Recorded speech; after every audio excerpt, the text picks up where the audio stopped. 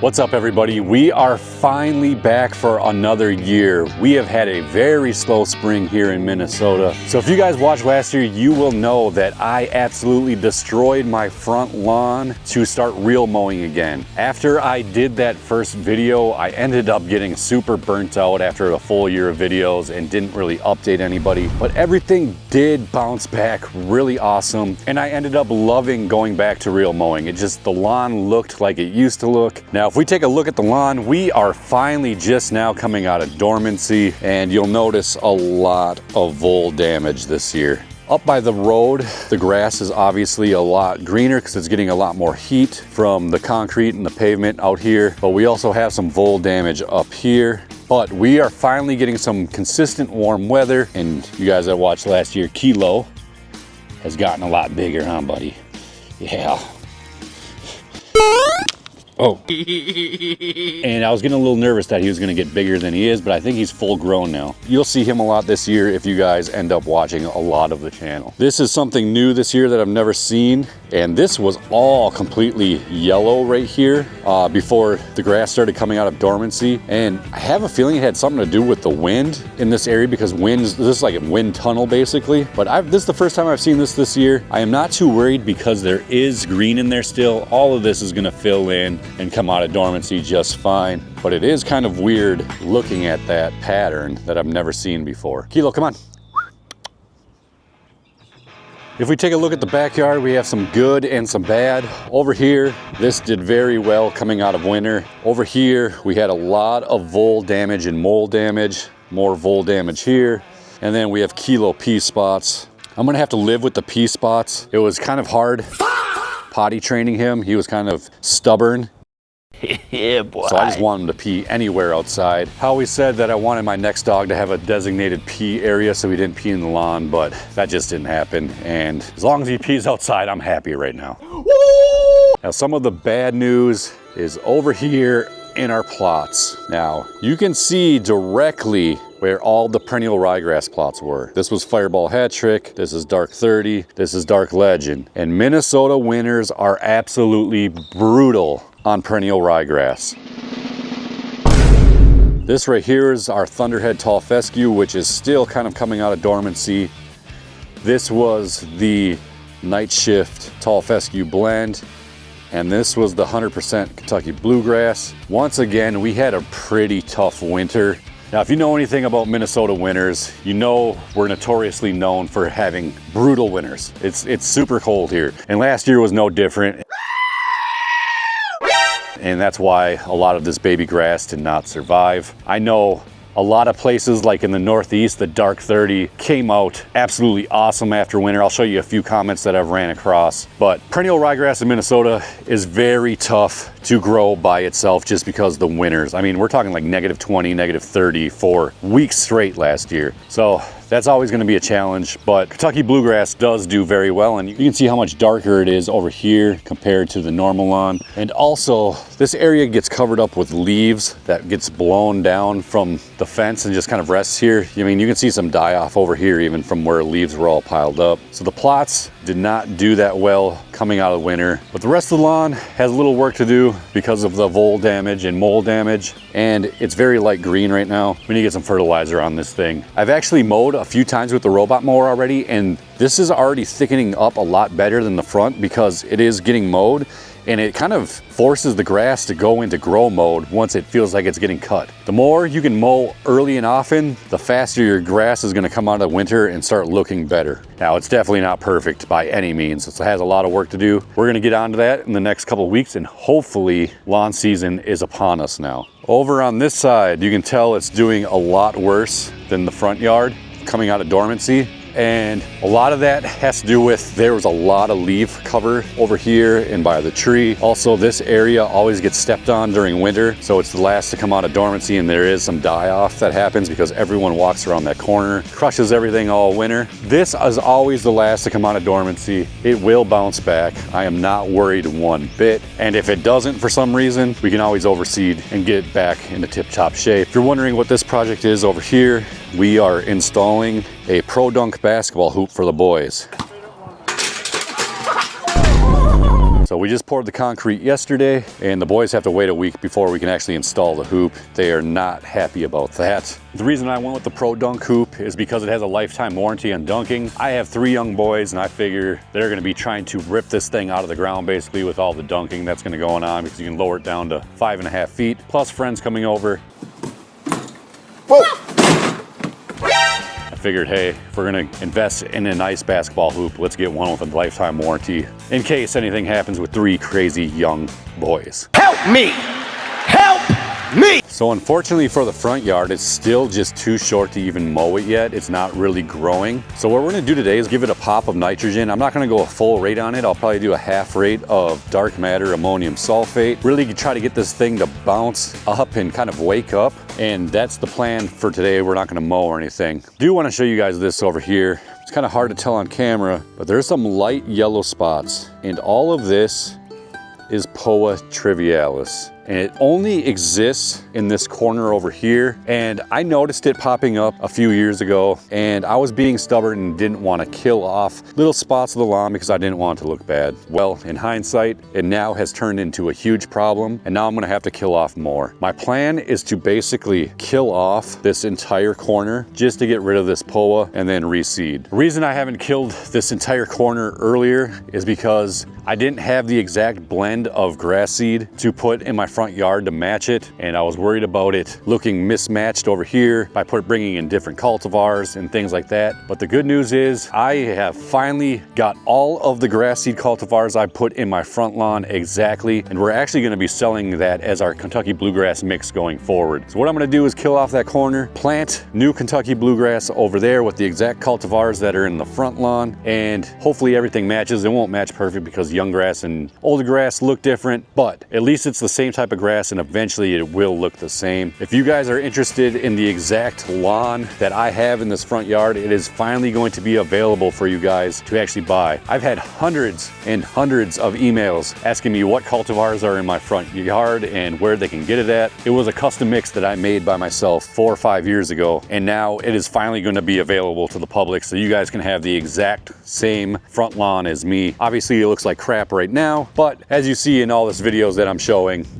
this stuff, when it comes out of spring, looks absolutely amazing all year. No disease issues. The spreading capability, it is awesome. Now, if you live down south and you're in the transition zone or a little bit north of the transition zone, obviously 100% Kentucky bluegrass is gonna be harder to maintain because it is a water hog, it is a nitrogen hog. So prefers cooler temperatures more than the blazing hot sun, but it is definitely doable. And if you want a very dark, good blend of grass seed, I would highly recommend this. Now, I know some of you probably have vole damage or had vole damage and you're worried about it. With this, with a 100% Kentucky bluegrass, you can barely see anything in here, but I've had vole damage in the past and it always bounces back and it always heals itself. I am not gonna do anything special with these vole spots except fertilize, mow, fertilize, mow, fertilize, mow, and it's all gonna fill in.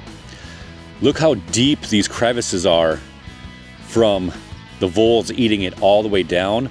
This will eventually fill in and it won't be bumpy. So you don't have to worry about like putting down sand or topsoil or anything over this. All this is going to fill back in and it should be basically level. It might be a little uneven, but it's not gonna be anything crazy where you're gonna notice or roll your ankle in. This is due for a sand level. I'm going to try doing it this spring, but I need this stuff to grow out a little bit first so I don't smother it with sand. And these little tiny babies that are in here shooting out like this get buried in sand. So I need it to kind of recover a little bit before I start sand leveling, and then hopefully it's not too hot by the time that happens where we can get some sand down and level this thing out a little bit. So yesterday I decided to go to Lowe's and buy something new.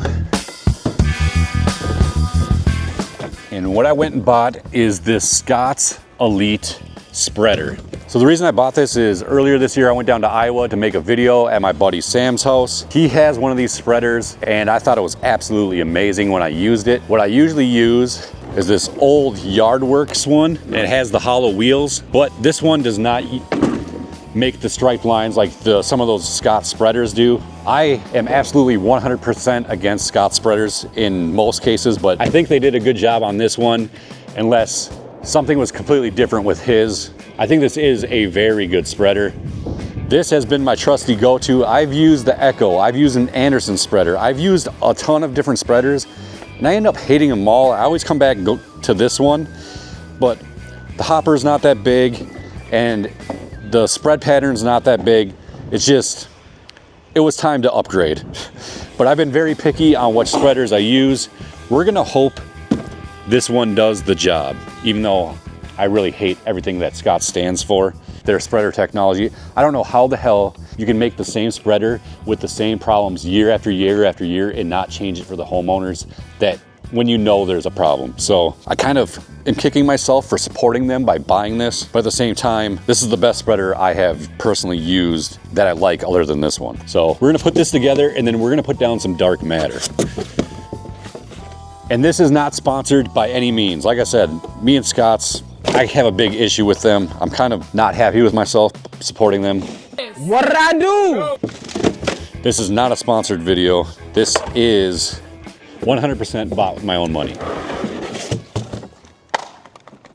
One other thing I hated about some of those other spreaders is that you had to actually put them together yourself. Like the Anderson spreader, it took me, I don't know, 30, 40 minutes to put the spreader actually together out of the box. This box was open in the store and I looked in and the only thing you really have to do is put in the wheels and you're done. So that is also another plus of this spreader that I found.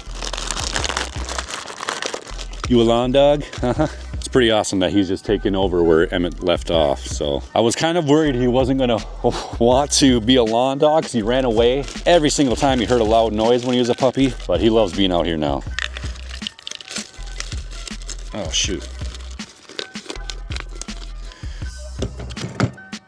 The left side of the axle has a pin.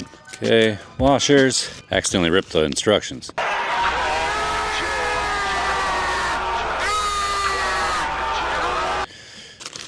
Well, that's pretty easy. You put on a washer, you put on 2 pins, you put the caps on, and you're done. So this is super easy to put together. Literally all you have to do is put on the wheels. On one side, there's this pin though right here. You gotta make sure you put the pin inside these grooves right here. Otherwise, you're not gonna be able to put this pin in that hole. It will just cover up that hole. So that's what we're doing here. So you gotta put the tire on, match it up with that pin, shove it in, washer, and slide this pin in.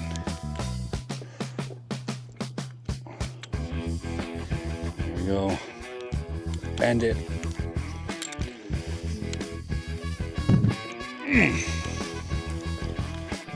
Bend it. And cap on there, done. Same thing to the other side.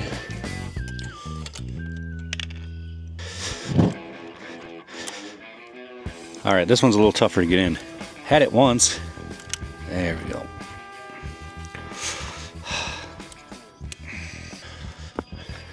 If I was smart, I'd just go get the pliers, but I'm being lazy.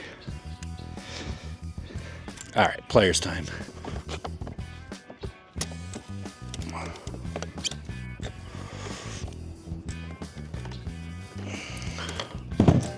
That makes everything way easier. And a cap. So putting this together literally only takes a few minutes. So the nice thing is this does fold up for storage. A lot of spreaders don't do this, so this is nice. And also it has a dual agitator in here, which I'll show you in a second. So if you look in here, there is a dual agitator, which is very nice, where you can get rid of product faster and it won't clump up as easy because there's 2 of them in there. And also, I'm not a huge fan of the metal push forward release on some of the more expensive spreaders. I actually like the spring-loaded spreaders.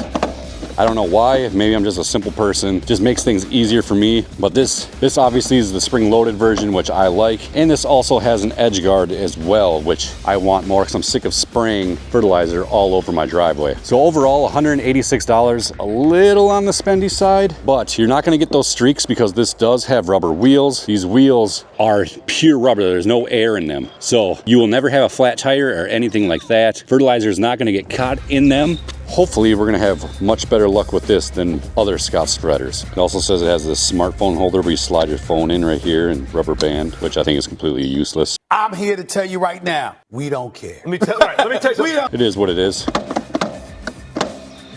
No idea what that lock's for, because when I push the button, it unlocks. And if I move forward, it doesn't open. So I don't know what that's all about. But anyway, let's try this thing out. So what we're gonna put down today is this dark matter ammonium sulfate. Ammonium sulfate is some of the cheapest and darkest fertilizers you can get. This gets darker than urea, and this dark matter stuff is gonna be the cheapest you can find online other than what you find at your co-op. Now, the thing about this stuff is it's a very small prill size. Look how small that is. Nice. If we compare it to regular fertilizer, I mean, the difference is pretty insane. And what you're gonna get with a smaller prill size is better coverage. And if you mow low, you're not gonna get that blotchy look. So smaller prill fertilizer is always gonna be better in most cases, and it's always gonna be more expensive usually. You are not gonna find a prill size this small. If you can find something at this price with this small prill size, let me know so I can look it up. I don't think it's out there. I don't think it exists. So what we're gonna do is we're gonna put down 0.6 pounds of nitrogen, so basically 3 pounds per thousand, and I have to cover 3,000 to 3,500 square feet. I'm gonna do like 9 or 10 pounds to cover the front yard. Also, with the small prill size, it's gonna spread easier in your spreader. It's not gonna get caught up or anything like that. It's gonna be a pretty smooth operation. So this is fast release fertilizer, so you should get results pretty quick, probably within a week, I would say, if the weather's right and conditions like that. So it is gonna hit your grass fast, but you don't wanna go too crazy with fast release nitrogen in the spring. That's why I'm doing only a little over a half rate. That's what it looks like in the hopper. Now, our irrigation is not turned on yet. I probably could turn it on, but we're expecting rain tonight. As you can see, it's pretty gloomy. So that's why I'm putting it down now. Hopefully Mother Nature just waters it in for us. All right, we get to try the edge guard right away. It is on the right side. Beautiful.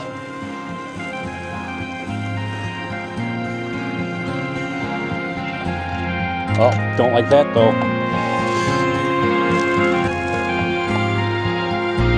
Oh my gosh.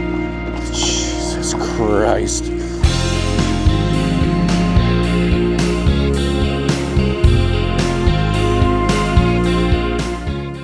I am so pissed off, you guys. Scott strikes again. It's the game! It sucks playing the shit! What the f***?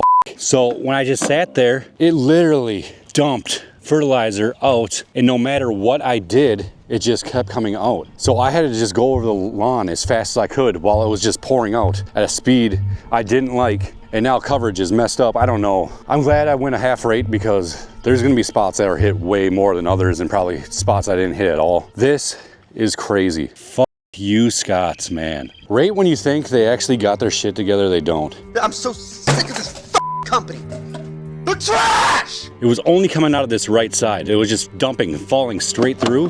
I don't know if it was caught, like there was a big chunk caught in there, but there couldn't have been. And it was holding it open. I opened and shut it a bunch of times. It wouldn't, nothing was going. I just had to go. I'm gonna try putting some more in and see if it just dumps out somehow. But right now it looks like it's completely closed. This is open and that's closed. Always something with these things, man. Let me dump some more in here and see if it just falls out onto the tar. All right, I dumped some more in there. Let's see what happens here. It doesn't seem to be falling now. I stop, it's not falling out anymore. So there had to be a chunk. Somehow something got stuck and it got stuck open. I was pushing this back and forth, trying to get it off. I tried locking it, nothing was doing it. I moved the spreader setting all the way low. That didn't stop it from pouring out. Oh man. I think part of me is just gonna let it be, and if I have like a striped lawn, basically, it is what it is. Damn it, that really sucks. All right, let me show you what happens if this happens to you and you have these big spots of fertilizer in your lawn because there's a spreader malfunction like this, because this will burn. This will kill those spots. So what you're gonna wanna do is bring on a blower and spread this out the best that you can. Blow the grass! It's gonna be loud.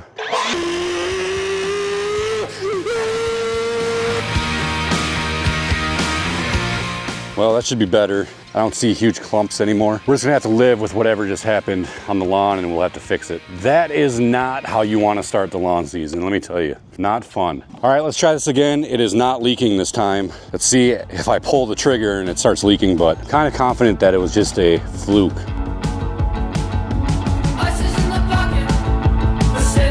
Much better, it is actually working. All right, we got good news and bad news with this spreader. Good news is it wasn't leaking again, so I don't know if there's just some type of malfunction or something got caught in there and held the hopper open, so that's good. The spreader works. The bad thing is I don't think this is calibrated right, because it was letting out way more product than should have been coming out. So I have to go lower than I even think on this thing. So that's the shitty part with these Scott spreaders, man. You never know what you're gonna get. The spreading action's awesome. I'm loving that, but the actual performance of some parts is hit and miss. I think once I get used to it, we're gonna be good. And that open hopper was just a fluke. So let's do the backyard and finish things up.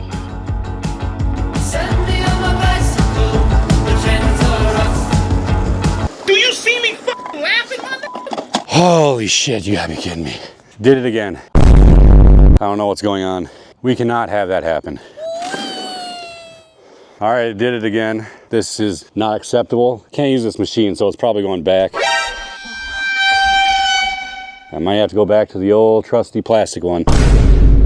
I just cannot find a good spreader that works, man. I don't get it. I'm gonna finish up back here, see if it happens again, but as you can see, whole strip of it just can't happen. All the leaves are brown. All the leaves are brown. And the sky is gray. And the sky is gray. I've been for a walk.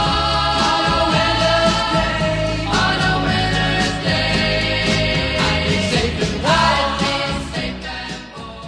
All right, a couple things I'm noticing is this right side over here is emptying faster than the left side. And to me, it looks like the holes are basically the same size. So I don't know why this side empties faster. You can tell as this one goes down, there's still a lot over on this side. I just have to shake it to move it over. So that's one thing I'm noticing. And then obviously this is getting stuck open sometimes, which that just can't happen. Again, I'm right over this. I had to blow this with the blower again. Very, very frustrating. What I'm gonna do is text my buddy Sam to see if he's had any of these same issues. If he has not, I'm gonna return this one and try getting a new one. But if he has had these issues, I'm returning this and getting my money back and just living with the old plastic one I've used for the last 4 years that works every single time I use it. So that's kind of where we're at with the spreader. I'm a little OCD. I know this went down uneven. I think I'm just gonna do a very light coating over it since I did a low rate. I have room to play with. Hopefully there isn't too thick of spots, but like I said, I'm gonna go over so thin just to even it out in case I completely miss somewhere. I'm gonna use my old spreader, put it down nice and even at a very slow amount, and I think we're gonna call it. Hopefully the rain comes in and we'll see what it looks like. Hopefully the burn isn't too bad.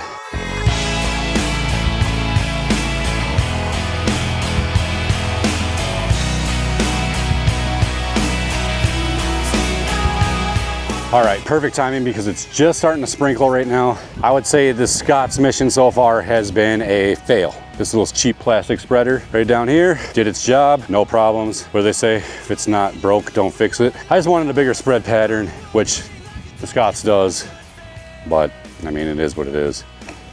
We will update you on what I decide after talking to Sam and see if I stick with this Scott's Elite, give it one more shot, or if I just trash the thing. Otherwise, it's gonna be a fun lawn season, guys. Super pumped to show all the overseeds we're gonna do this spring and all the lawns we're gonna fix up, plus this lawn. Stay tuned, lots of content coming. See you guys next time.